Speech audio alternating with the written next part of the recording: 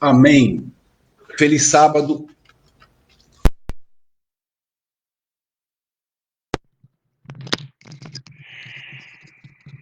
Muito bom. Eu tenho boas notícias para a gente e cabe a nós entendermos que o mais difícil é não ir para o céu. Jesus, com toda a sua capacidade, habilitou o mundo para ser salvo nele. Olha que bom. Ele luta 24 horas por dia para te levar e me levar para o céu. Aí Deus nos orienta. Só não vai para o céu quem realmente não quiser. Mas, Sherry, como é que boa parte da igreja não vai para o céu? Ele explica também. O mais difícil é você não ir para o céu. Esse é o mais difícil. O mais fácil é você estar no céu com Jesus. Simples. Baba. Ele providenciou tudo na cruz do Calvário. Um abraço, já era. Vão lutar contra, vão espernear contra, vão trazer trilhões de doutrinas e maneiras mágicas para você chegar, pelo menos, na porta do céu. Mas não entra nessa, não. Mas por que, então, que muitos não estarão no céu? Porque Jesus falou. O único pecado que não é perdoado é contra o Espírito Santo. Pescou? Não precisa, a gente não precisa, irmãos, presta atenção, ter muita coisa na cabeça. Não precisa. Porque Deus usa as coisas loucas desse mundo para envergonhar as que são. Então ele usa as que não são. Então você não terá problema nenhum de estar nas mansões celestiais com Jesus, desde que você ceda o teu coração para ele. Só. Sabe por quê? Eu vou te explicar. O ser humano, ele quer que você seja o que ele quer que você seja. Mas eu, como pregador do Evangelho, eu tenho que fazer você estar em Cristo, não ser resistente ao Espírito Santo, para você ser o que ele quer que você seja. Ou, melhor, ele vai trabalhar em você no teu tempo, no tempo dele, nos pontos que ele acha que tem que trabalhar, no tempo dele, mas não na loucura neurótica de religiosos e moralistas. Esses te enlouquecem. Esses vão falar, quando você se batizar, você precisa fazer isso, isso, isso, isso. Ele mete 10 itens para você obedecer. Aí eu lhe pergunto, se obedecer os 10, está tudo bem? Não teremos mais 10 coisas a obedecer? Depois das 20, será que eu não teria mais 10 outras coisas a obedecer? Ou parava por aí, está tudo bem, aceitou a Jesus, obedece esses 10 itens e o céu é teu? Mentira. Uma irmã conversando comigo hoje, ela fala, meu Deus, o dia do meu batismo, eu falei, agora vai. Ela achou que ia entrar nas águas, eu não sei o que ia acontecer, mas na cabeça dela, ela achou que tudo ia acontecer. E que ela ia sair das águas uma outra pessoa. E ela saiu do tanque, olhou no espelho e falou, pô, mas não aconteceu nada. Eu sou a mesma pessoa. Claro, você acha que Deus ia dar um nó na tua cabeça e você ia se tornar uma outra pessoa?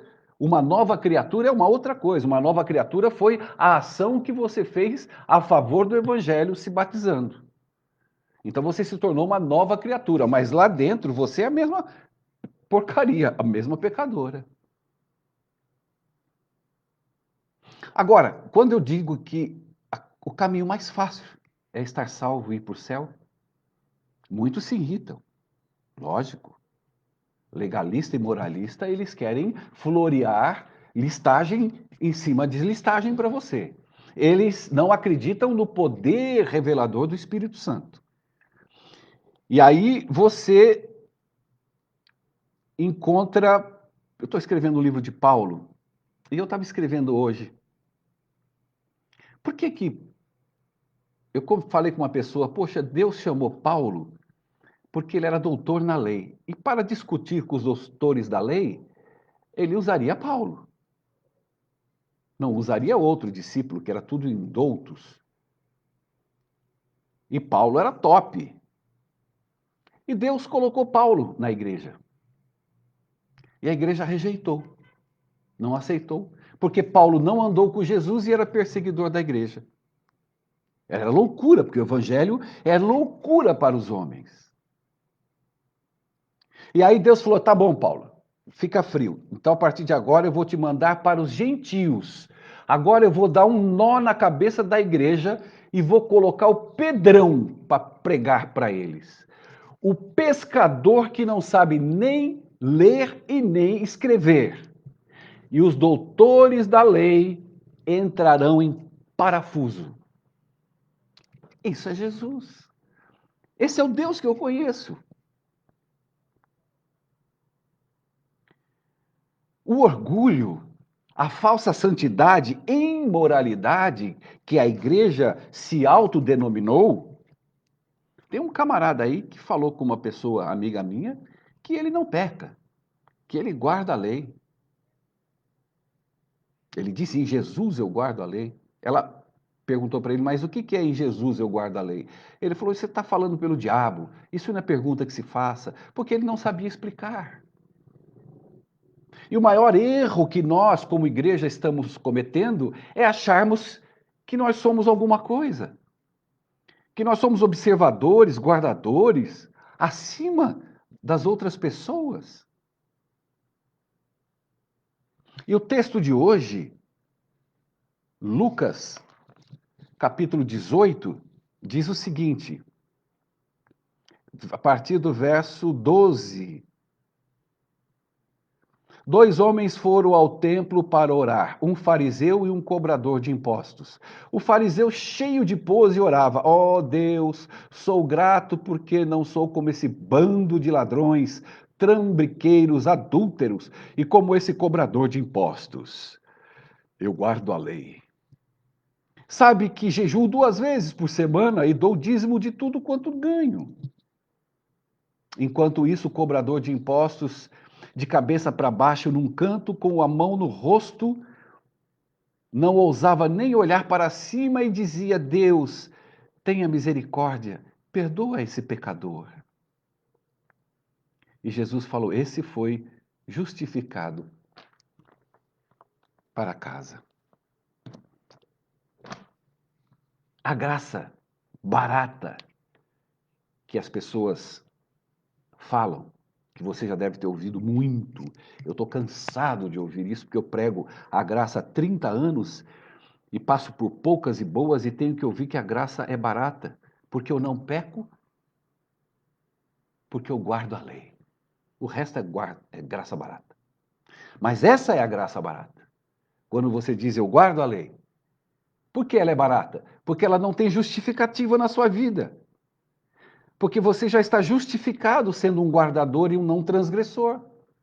Se você não transgride a lei, mesmo embaixo da graça e do poder de Deus, você subtrai o poder de Deus, usa o nome dele, aí você guarda a lei, não transgride, ou seja, não peca, porque é isso que o rapaz falou.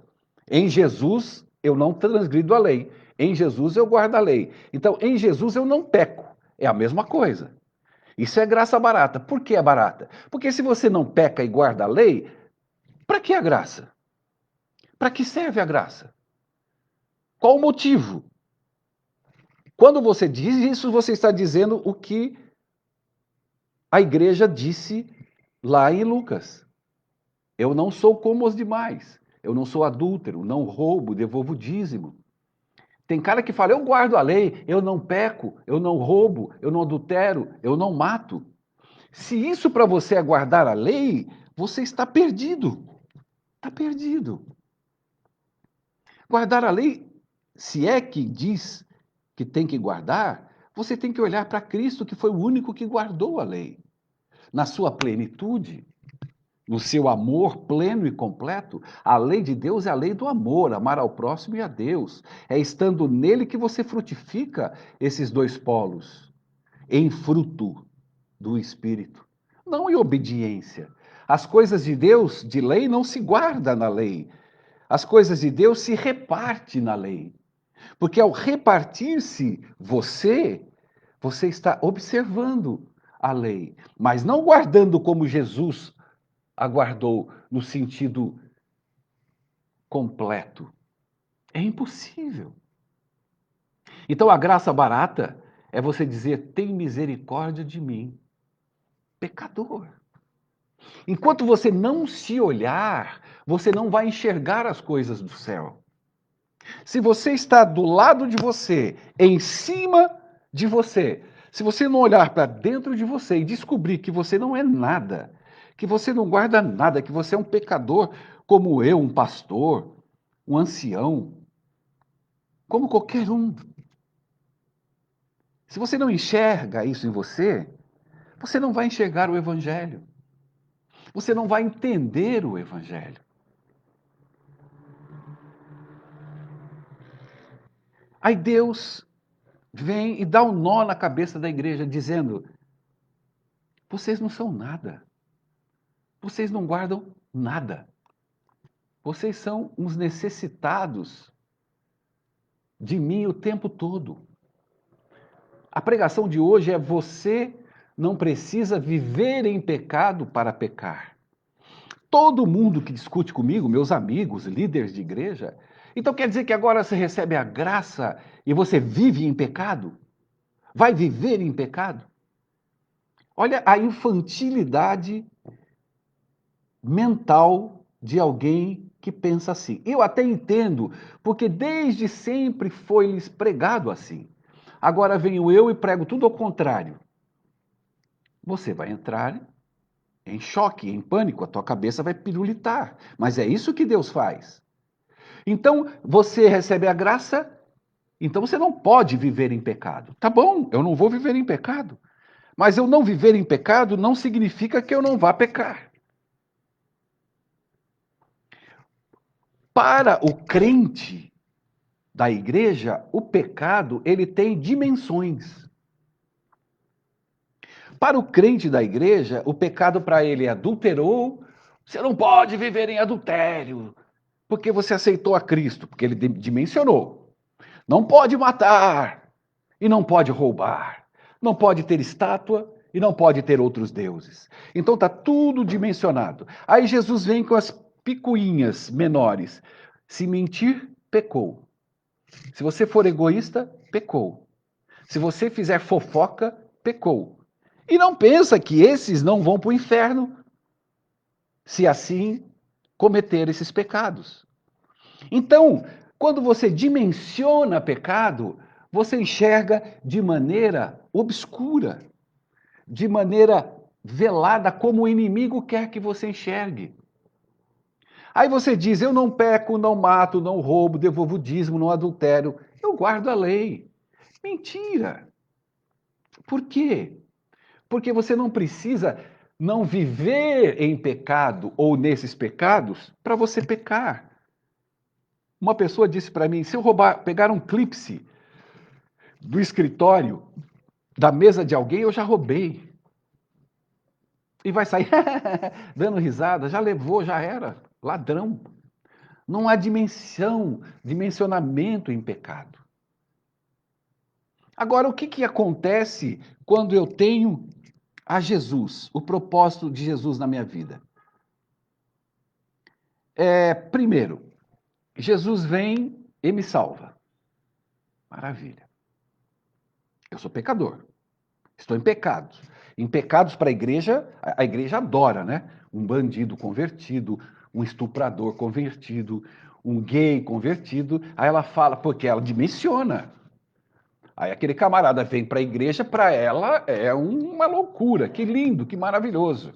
Aí o camarada deixa de adulterar, deixa de ser gay, deixa de beber, de fumar, de usar drogas, enfim, e vem, se batiza, entra na igreja. Está lá na igreja. Mas e daí que ele deixou os grandes pecados? Ele não comete mais, ele não vive mais em pecado. Mas ele está dentro da igreja ainda pecador. Está salvo em Cristo, guarda o sábado, devolve o dízimo, mas ainda transgride a lei. E eu fico preocupado com os jovens, porque a pressão na vida deles é muito grande, é uma cobrança intensa. Por que é essa cobrança? Porque ela é psicológica. Qual é o pai que não quer que o filho seja bonzinho em todos os sentidos, em todos os caminhos? Só que ele começa a legalizar a vida da igreja na vida do coitado do menino, que o garoto não suporta. Vai chegar uma hora que ele vai pular fora. Eu conheço jovens que fumam maconha e vão para a igreja. Já me foi confessado que eles fumavam maconha para subir no púlpito para falar. Agora, por quê? É uma rebeldia, é muita pressão. Eu já vi jovens estando no final do sábado, sentados à beira de uma piscina, e eram-lhes proibidos em entrar na água, porque era sábado. 1.320 regras para se guardar o sábado. Era assim que os escribas e fariseus usavam. Sábado é um dia feliz. Para quem? E aí eu falei, o que está acontecendo aqui? Todo mundo com a perninha na água. Se for pecado nadar no sábado, eles já estavam em pecado. Não precisava entrar na água. Se esse fosse o propósito, o desejo de querer estar na água para nadarem e brincarem no sábado, eles já teriam pecado com os pezinhos na água, todo mundo olhando o relógio para acabar logo a sexta-feira. Então são essas coisas que nem uma pessoa disse, não, tem que tomar cuidado com a graça. A graça vai incentivar as pessoas a pecarem. A igreja Laodiceia prega tudo errado. Além de pregar errado, mentem. Porque querem que as pessoas guardem o que ela não guarda. E o que acontece? Ao pregar tudo errado, dizendo que a graça vai levar os jovens à zorra, às transgressões das mais poderosas, é o contrário. Batizam 12 mil, sai 9 mil da igreja. Jovens dentro da igreja. Eu conheço dezenas e dezenas de mães desesperadas com seus filhos, fragilizados, não querendo ir para a igreja, outros já fumando, bebendo, de tanta pressão que carregam, porque eles acham que a graça é baderna. Então vamos colocar a lei e ordem para que eles não façam aquilo. E é a lei e a ordem que os faz querer fazer aquilo. Mas não enxergam. E Satanás aplaude. Porque a graça é a verdade. O dizer que ele, jovem, não guarda mandamento algum e nunca vai guardar, mesmo na igreja, batizado e em Cristo, é a verdade. Por que que então a verdade seria um escândalo? Por que seria a verdade o erro da igreja? Porque nós, como igreja, achamos que a graça, a plenitude da graça é errada. Porque não confiamos no nosso Deus. Aí trazemos para nós o fardo da lei e jogamos nos jovens. Olha, jovens, cuidado. Olha, jovens, cuidado. Não façam isso ou não façam aquilo, não deixem de fazer aquilo. Olha, não andem na praia no sábado. Olha, não assistam televisão. Olha, cuidado com a roupa, como é que você fala. Olha, é uma desgraceira uma em cima da outra. Como se Deus não soubesse cuidar dos seus jovens. Eu tenho filhos, eu tenho minha filha. Nós temos um amor por Cristo pessoal. Eu não infernizo a cabeça da minha filha, eu confio que Deus está trabalhando e vai trabalhar nela. O que eu tenho que mostrar é que ela tem um amigo, que ela tem um Deus poderoso, amoroso, que cuida e vai cuidar dela. Eu não tenho que pregar para ela o que ela não deve fazer para agradar a Deus. Eu estou ensinando minha filha a barganhar com Deus. E ela não vai suportar conhecer um Deus barganhento. Esse não é o Deus da Bíblia, não é o Deus de Ellen White, não é o Deus da Igreja Adventista do Sétimo Dia. Esse é o Deus de Laodiceia, dos fariseus, dos escribas, dos mentirosos, legalistas e moralistas. Luna, mamãe passou batom em você? Deus do céu, minha filha de batom na boca. Deus não gosta. Tá louco, cara. Louco. Aí ela se apavora, Deus não gosta. Filha, hoje é sábado. E agora? Vem aqui, senta aí, vamos cantar hino até o dia seguinte. Vou te meter uns rituais. Mas ela sabe o que é o dia do Senhor. E dentro das limitações dela, ela o adora e Deus a aceita. Porque eu conheço a Deus. Amai-vos uns aos outros como eu vos amei. Para eu amar um irmão, eu tenho que entender o amor que Deus tem por mim. Não Deus legalistas de normas e regras. Ah, Cher, isso é graça barata. Então aceita e larga tudo. Agora, onde quem aceita a graça de Deus larga tudo, faz tudo, vai para a baderna? Aonde? Aonde tem essa mente doentia como a sua? Você que é doente. Deus não é doente. A graça não é doente. Aquele que é agraciado e que é tirado o véu, que ele se enxerga como um dos maiores pecadores da face da terra. Paulo falava assim: eu sou o maior transgressor da lei de todo o planeta. Por que ele disse isso? Porque ele não guardava a lei. Porque ele vivia na graça. Agora, o que é viver na graça? Quer Paulo como exemplo? Ele produzia o fruto do Espírito. Ele tinha domínio próprio. Ele não queria nem causar danos para as pessoas financeiras, ele fazia o seu próprio trabalho. Ele tinha domínio próprio, era um homem só, não praticava adultérios e relações com as ovelhas, usando a sabedoria e as chances que ele tinha. Isso é domínio próprio. Isso não é observar a lei. E o domínio próprio está em Gálatas 5. Fé, amor, compaixão, pureza. A lascívia some, os desejos de dar nó nas pessoas e não pagar os impostos do governo. Tudo isso está sim de crente que faz. E diz que guardam a lei. A concepção da graça é receber dele tudo o que ele tem de bom. Todo o amor que é dele. Toda a fé que é dele. Toda a salvação que é dele. Toda a santificação que vem dele. Eu não santifico fazendo coisas certas ou erradas.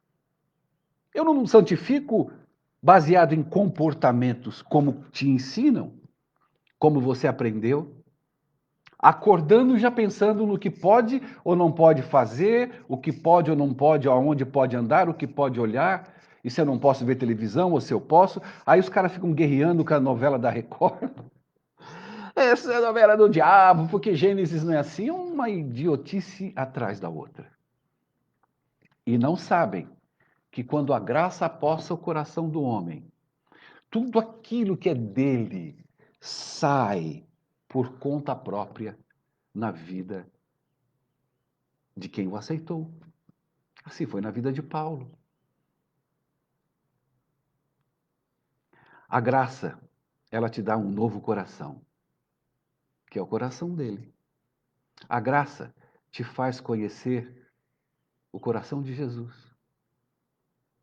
Cada ato. E continuo pecador. Eu não paro de pecar. Seja num momento de raiva, num olhar irado, numa forma de tratar alguém. Eu sou pecador. Mas não me glorio e não me alegro por isso. Mas eu sei que eu tenho um Salvador. Aí eu te pergunto, por que Jesus morreu na cruz do Calvário? Para você se tornar obediente? Não. Ele morreu na cruz para perdoar os teus pecados, que são muitos. O problema é que Laodiceia não enxerga. Por isso que Jesus quer vomitá-la. Por que não enxerga? Porque diz, agora eu não sou mais como o Sherry pregador da graça. Eu sou guardador da lei. Eu não peco. Pecado é transgressão da lei. Então, quando nós nos enxergarmos como um dos maiores transgressores da lei, nós vamos saber o quanto nós precisamos dele. Isso é graça. E quanto mais eu preciso dele, mais ele me enche dele.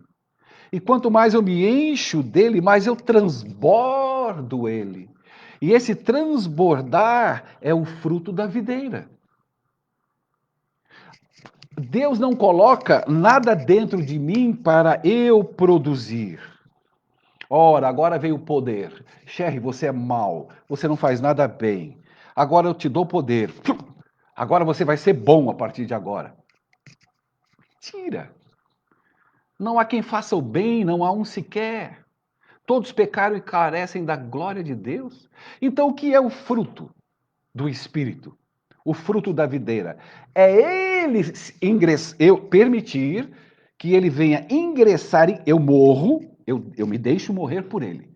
Me entrego. Ele entra em mim e eu, como ramo, colo nele e essa produção passa por mim. Ela não para em mim.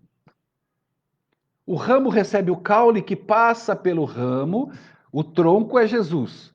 O caule passa pelo ramo e vai na pontinha do ramo e produz a uva. Ele não para e o ramo fala, bom, deixa eu mexer aqui, vou mexer lá, tá bom, não tá bom, vou mexer. Agora tu vai virar uva. Vai lá, uva. Não existe isso. Eu quero que você entenda bem. E eu sei que você vai arrumar problemas. Graças a Deus. Bem-aventurado quando fordes perseguidos pelo meu nome, porque há um reino do céu te esperando. Por que perseguido? Não é perseguido porque você prega sábado, porque você prega a lei. O propósito da igreja está errado. Nós estamos pensando sempre de uma forma. As expectativas nossa como igreja é uma. É uma. Apocalipse, o Papa tá lá, aí esse Papa safado comunista, ele já vai fazer um decreto, vai ter uma ordem mundial, ou vai sair o decreto dominical. É a expectativa da igreja. É a expectativa. Vai sair, mas não sai. Brigam, xingam, se matam, pecam que nem cavalo velho e dizem que guarda a lei. Se matam, aí Deus vai dar um nó na cabeça da igreja. Coloca Pedro, que não sabe ler e escrever, gira o miolo da igreja e diz: abastados, nécios, ricos, de nada necessitam, vocês são miseráveis, pobres, cegos e nus. A expectativa está no externo e Deus já está trabalhando no interno. A igreja olha para o que está ou vai acontecer. A vacina, a pandemia, Jesus está voltando. Todo mundo ensandecido, Satanás dominando a igreja, fazendo dela gato-sapato, ela babando e Satanás dançando em cima da igreja. E Deus, como sempre, dando um nó na cabeça da igreja.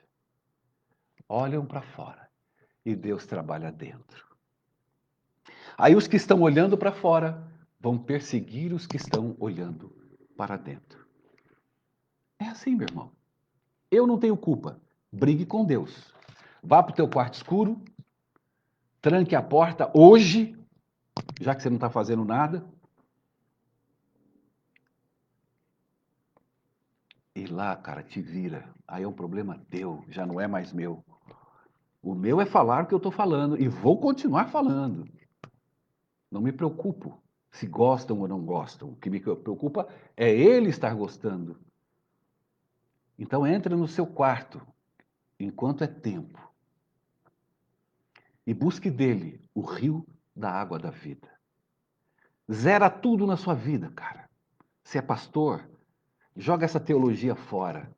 Você é ancião, estudou para burro, rasga tudo, todos os diplomas, todos os cursos que você fez. Ah, você conhece Daniel Apocalipse? Joga numa gaveta e fecha. Para! Branco total. Vá para o teu quarto e fala: Senhor, agora nós dois. O dia que tu fizer isso, meu camarada, minha irmã, haverá festa no céu. Mas enquanto você ficar olhando para fora, olhando para as tábuas da lei, vomitando de que você as guarda, no poder de Deus, mentindo para você e mentindo para os outros, você está resistindo ao Espírito Santo. Como eu disse no início, a salvação é a coisa mais fácil. Ir para o céu é baba. Baba. Mas para aqueles que resistem, não há perdão. Tudo tem perdão. O gay que você odeia, porque é gay. O carnaval que você grita e xinga. Eu vi esses dias aí um camarada aí gritando. Acabaram com o nome de Deus no carnaval. Acabaram com a Bíblia. Aí a crentaiada xingando, malditos dos infernos. Deus, agora o tempo resolveu. Está vendo o que está acontecendo? Tudo gente cabeça desse tamanho. Aprenda uma coisa, Deus não tem problema com a sua autoestima. Esse carnaval que você amaldiçoa, Deus quer buscar as suas bênçãos ali. Ali tem produto. Qual que é o produto para Deus? É o pecador. Enquanto você xinga o pecador, Deus vai trabalhar em outros para buscar os pecadores. É muito simples. Então não resista ao Espírito Santo. Apague a tua vida. Tenha coragem. Deixa o orgulho de lado. Seja uma nova criatura em Cristo Jesus. Tá bom? Hoje é dia 29, sexta-feira de janeiro de 2021. Amanhã, sábado, às 10 da manhã, eu estarei fazendo ao vivo culto divino. Beleza? Agora esse vídeo vai para o YouTube e você no YouTube se inscreva, clica e deixa seu comentário. E que Deus te abençoe, te guarde e que você possa ser um ramo da videira verdadeira para frutificar o fruto do amor. Esta verdadeiramente é a lei de Deus. Meu nome é Sherry Filho, compartilhe esse vídeo. Até mais. Obrigado.